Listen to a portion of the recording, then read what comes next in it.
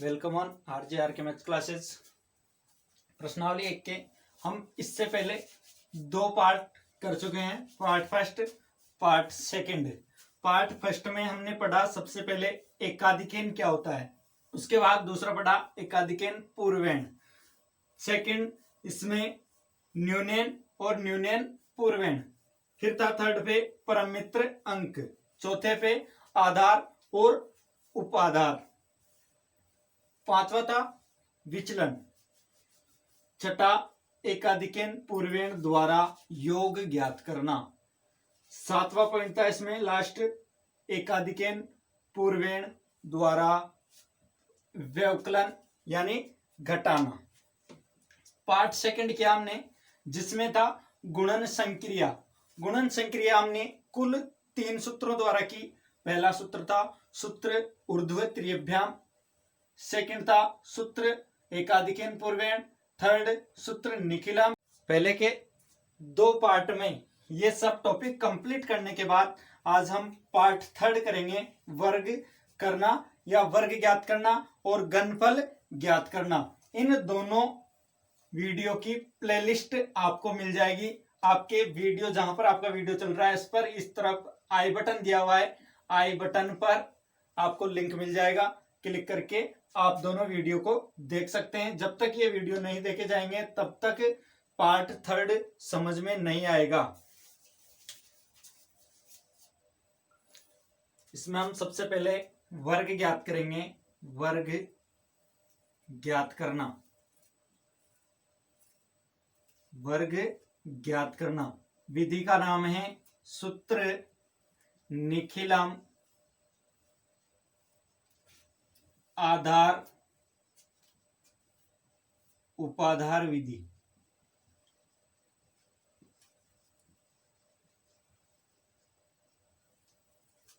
वर्ग ज्ञात करना, विधि का नाम है सूत्र निखिलम आधार उपाधार विधि। इसमें एक सूत्र काम आता है, सूत्र है इसका संख्या का स्क्वायर बराबर, सबसे पहले इसमें आता है उपाधार अंक, उपाधार अंक ब्रैकेट संख्या प्लस विचलन, संख्या प्लस विचलन स्लेश विचलन स्क्वायर। सूत्र है अपने पास वर्ग ज्ञात करने का, संख्या का स्क्वायर बराबर उपाधार अंक ब्रैकेट संख्या प्लस विचलन स्लेश विचलन स्क्वायर।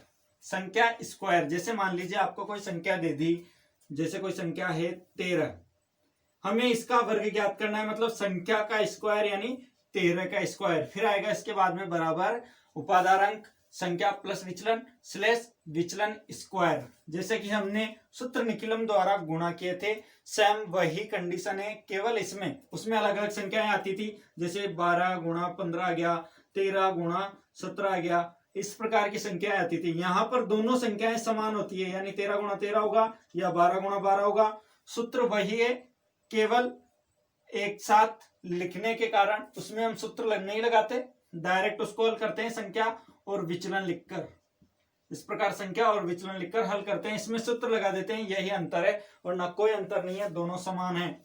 जैसे कि एक संख्या दे दी जाए आपको, जैसे हमने 13 स्क्वायर लिखा, भी 13 स्क्वायर हम ज्ञात करेंगे। हमें मालूम है कि 13 का वर्ग कितना होता है, 169 होता है 13 का वर्ग। अगर 169 आता है तो प्रमाण सही होगा। देखिए सबसे पहले हमें लिखना पड़ेगा इसमें 13 का स्क्वायर ज्ञात करने के लिए आधार, आधार 10 होगा या 100 होगा, 1000 होगा, वैसे एक भी आधार होता है, 1 10 100 1000 इस प्रकार की संख्या आधार होती है। ये किसके नजदीक है, 10 के नजदीक, तो आधार होगा 10। फिर इसके बाद में लिया जाएगा उपाधार, उपाधार अगर कोई संख्या आधार से बहुत ज्यादा बड़ी है या आधार से बहुत ज्यादा दूर है तब हमें उपाधार लेना पड़ता है। लेकिन हमारे सूत्र में उपाधार अंक आने के कारण यहां भी हम उपाधार लेंगे। अगर कोई संख्या आधार के जस्ट पास है, ठीक थोड़ी ही पास है, तो हम जो आधार लेते हैं वही उपाधार ले लेते हैं। आधार 10 था, 13 आधार 10 के पास स्थित है, इसलिए उपाधार भी कितना हो जाएगा 10। जैसे मान लीजिए हम एक और इधर करते हुए चलते हैं, 25 लिया हमने, 25 का वर्ग, आधार कितना होगा इसके लिए, आधार होगा वही 10। ये आधार से बहुत ज्यादा दूर है, इसके लिए हमें उपाधार लेना पड़ेगा। उपाधार लेंगे हम 20, क्योंकि 20 के पास स्थित है तो उपाधार हो गया 20। फिर इसके लिए निकालेंगे हम उपाधार अंक। उपाधार अंक, उपाधार अंक होता है उपाधार बटा आधार, उपाधार बटा आधार। उपाधार है अपने पास 10 और आधार है 10, 10 में 10 का भाग देंगे 1, अतः उपाधार अंक आया 1। इसके बाद इधर भी हम उपाधार अंक लेंगे, तो उपाधार अंक बराबर उपाधार बटा आधार। उपाधार है 20 और आधार है 10, उपाधार बटा आधार बराबर 20 बटा 10, काटेंगे तो बचता है उपाधार अंक 2। उपाधार अपने पास आ गया। इसके बाद में इसमें काम आता है एक विचलन, हम विचलन निकालेंगे संख्या का। कल आपको सूत्र बताया था, उससे पहले पार्ट फर्स्ट में भी बताया था कि संख्या माइनस आधार या उपाधार, अगर उपाधार लिया गया है तो उपाधार घटाना है, संख्या माइनस उपाधार। ऐसे ही सूत्र यहां भी लिखेंगे, तो डायरेक्ट लिख देता हूं मैं, विचलन बराबर संख्या माइनस उपाधार। संख्या अपने पास 13, 13 माइनस उपाधार 10। इधर संख्या है 25 माइनस उपाधार 20, 25 में से 20 घटाएंगे तो प्लस 5, इधर 13 में से 10 घटाएंगे तो प्लस 3। सूत्र के लिए अपने पास मान सारे आ गए, उपाधार अंक भी मिल गया, संख्या अपने पास 13 है, विचलन का मान 3 है, विचलन स्क्वायर करेंगे तब भी 3 ही काम आएगा। सूत्र में मान रखेंगे तो सूत्र है हमारे पास संख्या स्क्वायर बराबर उपाधार अंक संख्या प्लस विचलन स्लेश विचलन स्क्वायर। शॉर्ट में लिख रहा हूं क्योंकि जगह कम थी इसलिए। उपाधार अंक आया 1, संख्या है अपने पास 13 प्लस विचलन का मान 3। अगर माइनस का है तो यहां प्लस को माइनस से गुणा करेंगे तो माइनस हो जाएगा, स्लेश विचलन स्क्वायर यानी प्लस 3 का स्क्वायर। कैसे 13 प्लस 3 यानी 16, स्लेश 3 का वर्ग 9, 1 को 16 से गुणा करेंगे तो 16 स्लेश 9। यहां तक की प्रक्रिया के बाद हम इसको भी ऐसे यहां तक कर लेते हैं। सूत्र में नहीं लगाऊंगा, डायरेक्ट लिख रहा हूं क्योंकि सूत्र मैंने पहले क्वेश्चन में लगा लिया है। यहाँ पर 25 स्क्वायर यानी संख्या का स्क्वायर, चाहे तो यहां भी लिख सकते हैं संख्या है 13 और इसका स्क्वायर, ऐसे संख्या का स्क्वायर बराबर उपाधार अंक 2 ब्रैकेट संख्या प्लस विचलन, संख्या है 25 प्लस विचलन है 5 स्लेश विचलन का स्क्वायर यानी 5 का स्क्वायर बराबर 2, 25 प्लस 5 ये हो जाएंगे 30, 25। यहां 30 को 2 से गुणा करेंगे, 30 दूनी 60 और ये 25। यहां तक हमने इधर भी कर लिया, इधर भी कर लिया। इसके बाद 9 और इधर है 16। आधार में हम 0 देखेंगे, आधार में कितने शून्य आए हैं, आधार में केवल 1 शून्य है, इसलिए स्लेश के बाद की जितनी भी संख्या है उनमें केवल जितने भी समूह बनते हैं उनमें केवल 1 अंक रहना चाहिए। यहां पर पहले से ही 1 अंक मौजूद है, इसलिए इसका आंसर हो जाएगा 169। इधर है 60 और 25। यहां पर आधार में शून्य देखेंगे, आधार में शून्य है केवल 1, अतः श्लेष के बाद में जितने भी समूह आते हैं उनमें केवल एक अंक होना चाहिए। शेष अंकों को आगे जोड़ दिया जाएगा। 2 को इधर लाएंगे तो आगे हो जाएंगे 62 और श्लेष 5। अब केवल एक अंक बचा है, अतः 25 का वर्ग हो गया 625। ये तो छोटी संख्याएं थी, हमें इनके मान भी याद थे, इसलिए ये प्रक्रिया बहुत कठिन लगी। लेकिन मान लीजिए आपको कोई बड़ी संख्या दे दी जाए, तब हम इतने आसानी से इनका वर्गमूल ज्ञात नहीं कर पाते हैं। जैसे कोई संख्या दे दी 125 का वर्ग ज्ञात कीजिए। अब 125 का वर्ग करने में 125 को 125 से गुणा करना पड़ता है, जबकि यहाँ पर छोटी सी प्रक्रिया में ही आंसर आ जाते हैं। यहाँ हमने जैसे उपाधार लिया, आधार लिया, विचलन लिया, जिसमें हमारा मान आसानी से आ जाएगा, जबकि ये मान हमें याद थे, इसलिए ये प्रक्रिया कठिन लगती है। जैसे हम अगला एक वर्ग करें 96 का वर्ग। इसमें हमें पहले आधार की जरूरत होगी।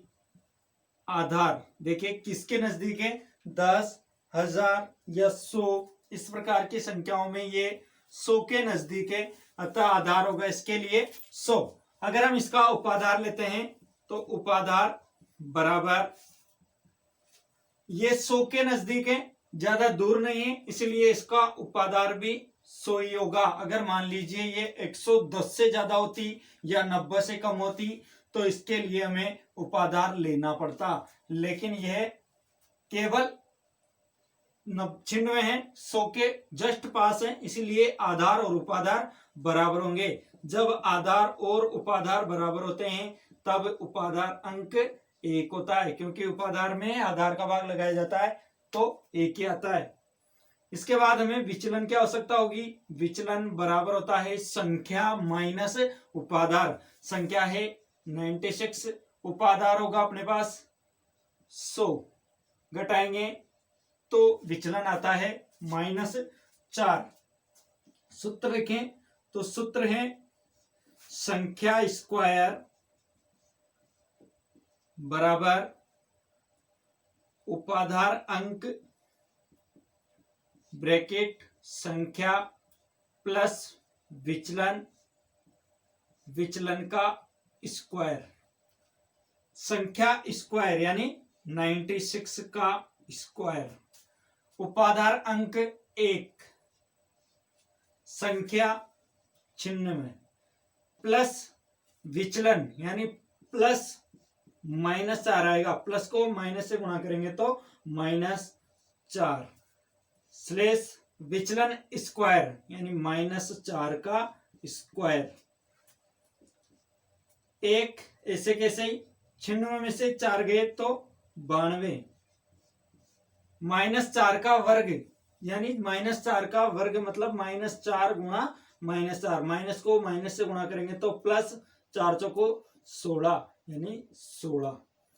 92 को 1 से गुणा करेंगे तो 92 और ये स्लेश 16। इसके बाद हम आधार में जीरो की संख्या देखते हैं। आधार में 2 जीरो आए हैं, इसलिए स्लेश के बाद में कितने अंक होना चाहिए, 2। तो स्लेश के बाद 2 अंक मौजूद हैं, इसलिए मान होगा 9216 यानी 9216। 96 का वर्ग हो गया 9216। इसी प्रकार एक क्वेश्चन लिया हमने 207 का वर्ग। 207 का वर्ग कैसे करेंगे, सबसे पहले आधार लेंगे। आधार बराबर 100, क्योंकि आधार या तो 100 होगा या 1000 होगा, तो आधार बराबर 100। इसके बाद उपाधार लेंगे।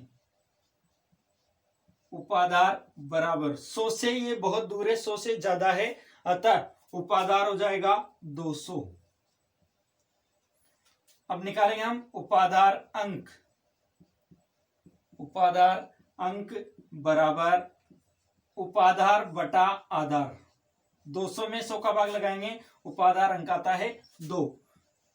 फिर हमें आवश्यकता है विचलन की, तो विचलन निकालेंगे संख्या माइनस आधार या उपाधार। संख्या है 207, अगर उपाधार लिया गया है तो उपाधार घटाते हैं 207 माइनस 200 बराबर 207 में से 200 जाएगा तो +7। सूत्र लगाएंगे तो संख्या स्क्वायर बराबर उपाधार अंक ब्रैकेट संख्या प्लस विचलन स्लेश विचलन स्क्वायर। मान रखेंगे उपाधार अंक का मान 2, संख्या का मान 207 प्लस विचलन का मान 7, विचलन स्क्वायर यानी 7 का स्क्वायर। 2 ऐसे कैसे 207 में 7 जोड़ेंगे तो 214 स्लेश 7 का वर्ग यानी 7 49, 2 से गुणा करेंगे तो ये जाएंगे 428 स्लेश 49। अब इसके बाद में ये प्रक्रिया पूरी होने पर आधार में शून्यों की संख्या देखी जाती है। आधार में यहाँ शून्य है 2, शून्यों की संख्या देखने पर जितने शून्य हैं उतने ही अंक पीछे रखे जाते हैं। 2 शून्य है तो 2 अंक ही पीछे रखे जाएंगे। अगर 3 अंक होते तो मान को इधर लाना पड़ता। अगर 1 अंक है तब क्या करेंगे, 1 अंक होता मान लीजिए केवल 9 ही होता, हमें रखने कितने हैं 2 अंक, तो यहाँ 0 लगा दिया जाता। हमारे पास यहाँ 2 अंक है तो ऐसे कैसे मान हो जाएगा 4 2 8 4 9 यानी 42,849। ये हमारा आंसर। वर्ग के बाद है घन या घनफल ज्ञात करना। सूत्र होगा इसमें संख्या का क्यूब, क्यूब से मतलब घन, संख्या का घन ज्ञात कर रहे हैं तो संख्या का घन बराबर उपाधार अंक का स्क्वायर गुणा संख्या प्लस 2 गुणा विचलन स्लेश उपाधार अंक गुणा 3 गुणा विचलन स्क्वायर स्लेश विचलन क्यूब। जैसे कि एक संख्या या एक उदाहरण से देखें, हम एक उदाहरण लिया, हमने कोई उदाहरण ले लेते हैं जैसे 17 का क्यूब। 17 का क्यूब ज्ञात करने के लिए हमें सबसे पहले आधार फिर उपाधार फिर विचलन की आवश्यकता होगी। तो आधार होगा इसके लिए 10, आधार के पास ही स्थित है इसलिए उपाधार भी 10। उपाधार अंक कितना होगा, जब आधार और उपाधार समान है तो उपाधार अंक हो जाएगा 1। इसके बाद विचलन निकालेंगे हम, तो विचलन निकालते हैं संख्या माइनस आधार। संख्या है 17, आधार है 10, आधार या उपाधार, उपाधार और आधार समान है इसलिए 10 में से घटाएंगे तो 17 माइनस 10 बराबर शेष रहेगा अपने पास +7। इसके बाद सूत्र लगाएंगे तो डायरेक्ट में मान रख रहा हूं 17 का क्यूब बराबर सबसे पहले उपाधार अंक का स्क्वायर, उपाधार अंक 1 है तो 1 का स्क्वायर गुणा संख्या प्लस 2 गुणा विचलन स्लेश उपाधार अंक गुणा 3 गुणा विचलन स्क्वायर स्लेश विचलन का क्यूब। 1 का वर्ग 1 गुणा 17 प्लस 7 दूनी 14 स्लेश 3 एकम 3 7 7 49, 7 का घन, 7 को 7 से गुणा करते हैं तो 7 7 49, फिर उसको 7 से गुणा करते हैं 9 7 63, 7 चौक 28 और 6 34 यानी 343। 17 और 14 दोनों को जोड़ेंगे तो टोटल होता है 31।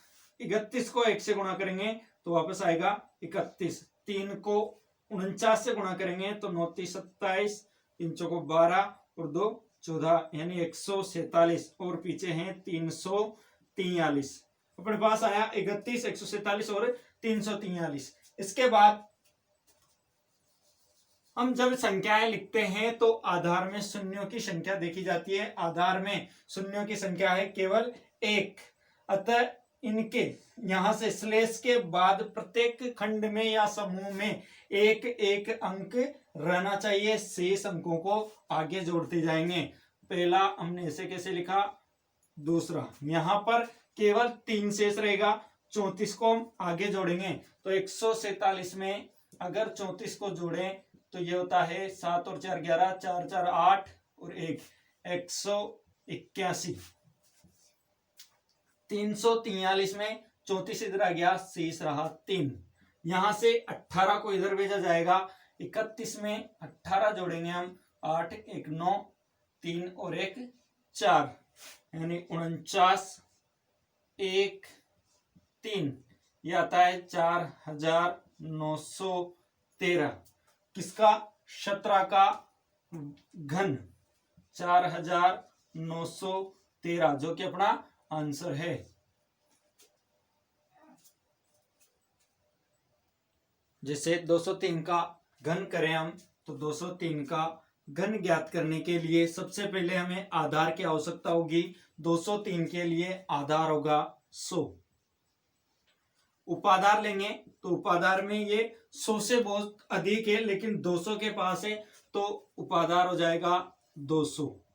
उपाधार अंक, उपाधार में आधार का भाग लगाएंगे तो हमारे पास मान आता है 2, तो उपाधार अंक 2। फिर निकालेंगे विचलन, विचलन होता है संख्या माइनस उपाधार, अगर उपाधार नहीं लिया गया है तब आधार, बराबर 203 में से 200 जाएंगे तो +3। सूत्र में मान रखें, सूत्र लिख लीजिएगा, सूत्र में मान रखें तो संख्या का क्यूब बराबर उपाधार अंक का स्क्वायर, उपाधार अंक का स्क्वायर मतलब 2 का स्क्वायर, गुणा संख्या +2 गुणा विचलन स्लेश उपाधार अंक 2 गुणा 3 गुणा विचलन का स्क्वायर यानी 3 का स्क्वायर स्लेश विचलन का क्यूब, तो ये विचलन का क्यूब, 2 का वर्ग 4 गुणा 203 प्लस 3 दूनी 6 स्लेश 3 दूनी 6 गुणा 3 का वर्ग 9, 3 का वर्ग, 3 का घन है यहाँ पर, 3 का घन यानी 3 को 3 से गुणा करें फिर 3 से गुणा करें तो 3 तिया 9, 9 तिया 27, 203 और 6 हो जाएंगे 209, 209 को 4 से गुणा करेंगे तो 9 चौको 36 और 4 दूनी 8, तो 209 को 4 से गुणा करने पर 836, 9 छकी 54 और ये 27। यहां तक करने के बाद में प्रत्येक खंड में स्लेश के बाद वाले प्रत्येक खंड में अंकों की संख्या आधार में जितने शून्य हैं उतनी ही रखनी है। यहां पर आधार में शून्य है 2, तो यहां पर संख्याएं भी 2-2 होना चाहिए। हमारे मान में पहले से ही 2-2 संख्याएं हैं, 2-2 अंक हैं, इसलिए 8 3 6 5 4 2 7 ऐसे के ऐसे ही आंसर हो जाएंगे। अतः अपना आंसर आया इकाई, दहाई, सैकड़ा, हजार, 10,000, लाख, 10 लाख, 83,65,427, जो कि 203 का घनमूल है। इस प्रकार हमारे वर्ग तथा घन या घनमूल कंप्लीट। इससे आगे अगले वीडियो में।